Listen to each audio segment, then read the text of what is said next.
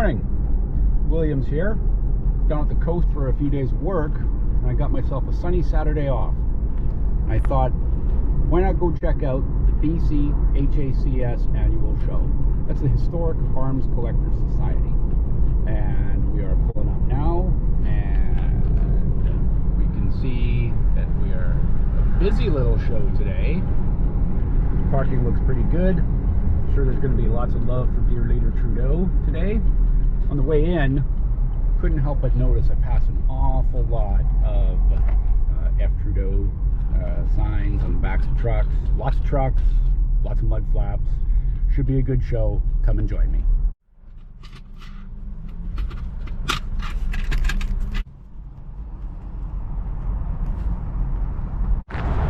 So I did attend last year's show, but I gotta be honest with you, last year I was kind of looking for a bunch of tactical stuff and, you know, automatic stuff, look cool stuff.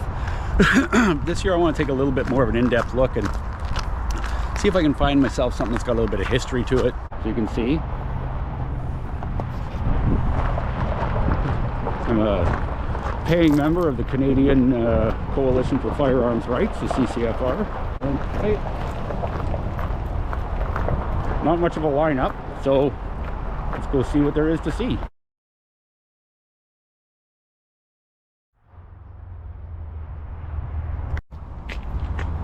There's our boy. Behind me is the line for the ATM. The thing is going to take a shit kicking today.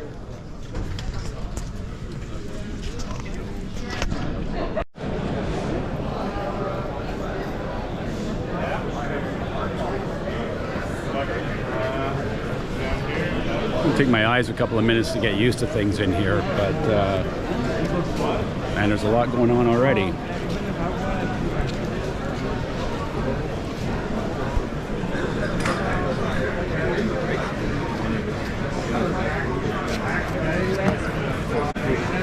So before I start looking around for an actual gun, something to clean up, maybe do a refinish on, I want to go see if I can find some really cool old stuff.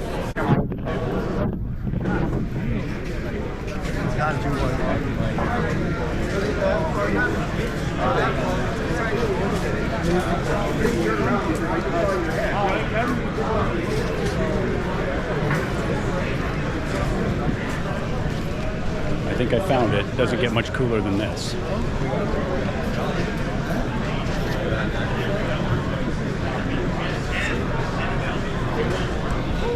Check that out. It's old BMW. I have to assume they were on the other side of this particular conflict. It'd be a 1940s BMW R71, 22 horsepower.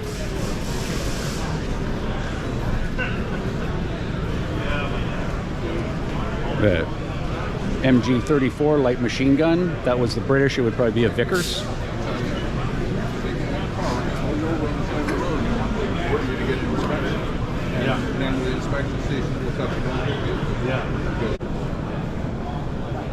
You get everything here. So you get fishing reels, and there's a lot of hunting bows, and right around the corner from the hunting bows you got tack vests, wallets, everything.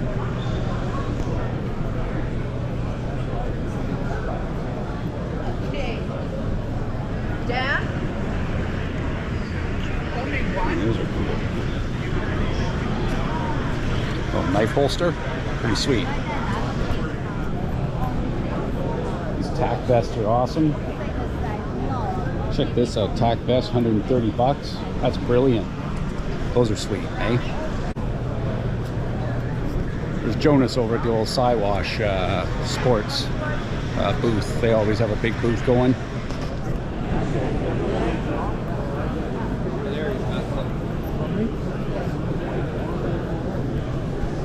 Yeah, you could make some stuff in there for sure.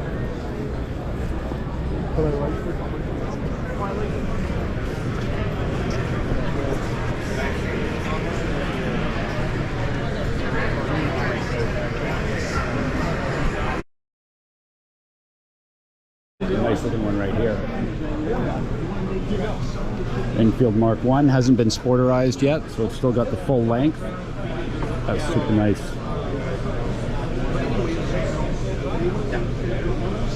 I don't see a whole lot of markings on it from where it might have done time though. I'm looking for something that's got a little bit of history right on the weapon.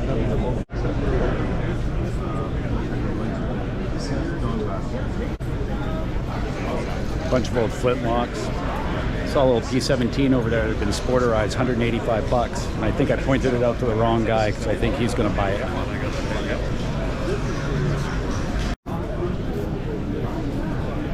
Pretty cool. Check this out, this is pretty cool.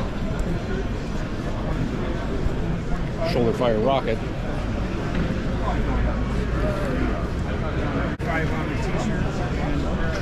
Vickers gun there too. Nice.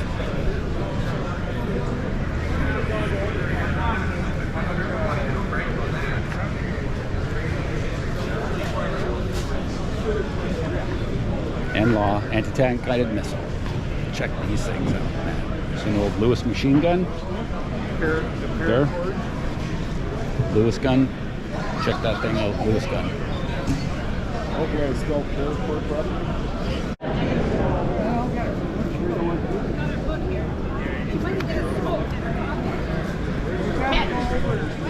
Check out all the work on that. Moise in the gun.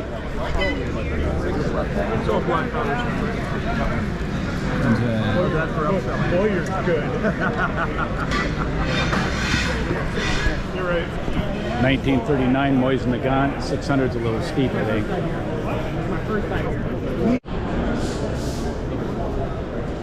This dude has a lot of guns.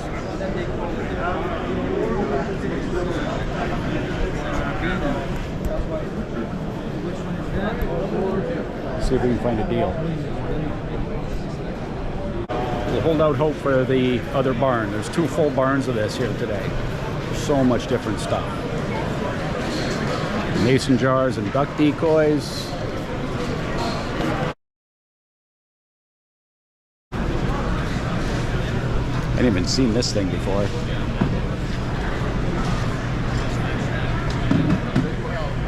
I've seen all kinds of nice stuff. There's a German Maxim machine gun. You do not want to be on the other end of that, although it probably doesn't do shit now. All right, let's go. Canadian Airborne, 1945. So I've had a pretty good look around, and looks like the only thing that I'm really going to try for, see if I can get a few bucks off of that cheap P17 that had been sporterized. More of a project gun than anything, but we'll see whether or not it's still even available, whether or not Buddy wants to make a deal on it. He's asking $195, I think, so let's see if I can throw him down to $150. Get out of here cheap today. Maybe get some popcorn on the way out. Everything's smelling pretty good. Here we go. So we've successfully made a purchase on a 1918 P14 British 303. So now I got to go and do all the registration. Thanks, Justin. And I got to try and find some ammo for it. It's 150 bucks. I mean, you melt down the metal for 150 bucks. So this fella here is now taking me up to the front so that we can get good with Justin, and then we can get out of here. Go fire this baby tomorrow, and then maybe do a strip down on it.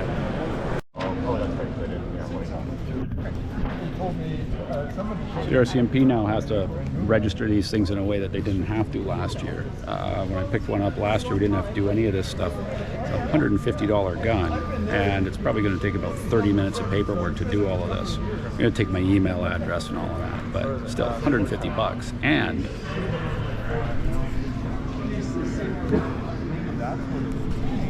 free trigger lock. Okay, now we got our gun.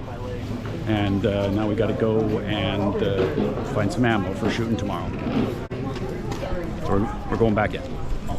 Got my band? Good. You good? All right.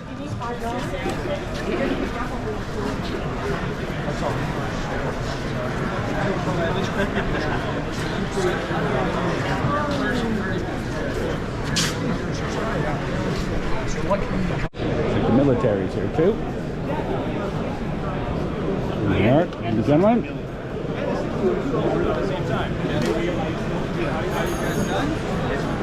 The bank machine, which is officially out of money.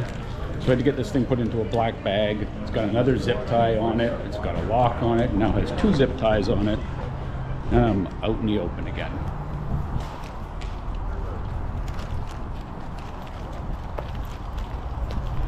Pretty good price on day one. All right, so I'm back at the house now, and we got this thing under a little bit better light, and I can see now why it was 150 bucks. So it's the P14 Mark 1. This one has been sporterized. You can see that the end's cut down. The idea with this, I guess, is that it doesn't have a detachable mag. I think it's supposed to be built in down here, but we'll see. It feels like it's got a little space in there. This thing is a mess though. So if I take it from tip to tail, then we'll have a look and we'll see what kind of a mess we're dealing with. McDonald's shake, some butane for the soon-to-be lighter. So you can see there's a lot of scratching, a lot of dirt. This thing has been widely ignored for a long time. Scratches on the barrel. Again, it's been sporterized. Looks like there's some markings in here. 1, 3, 4, 7, 8, 7. 787. Looks like there's a flip-up volley sight here. I don't even know if this thing works, but we will find out. The bolt is in really rough shape. Everything in here is in pretty rough shape. So actually the wood, the furniture is not actually that bad on it. It does have a flip out at the back here for a cleaning kit. And the other side does not look much better. And there's some markings down here that we'll take a look at it. But I'm gonna get it apart a little bit today and then put it back together for a quick shoot tomorrow.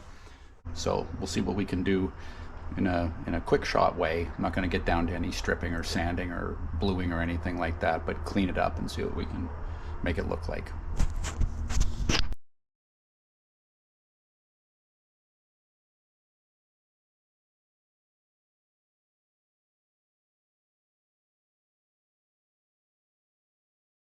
Good to go.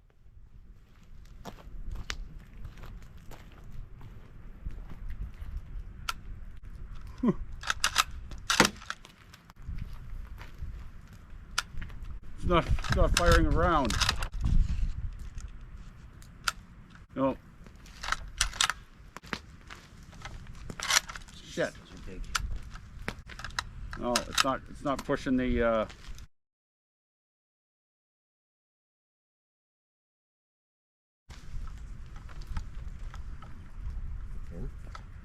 not pushing it far enough.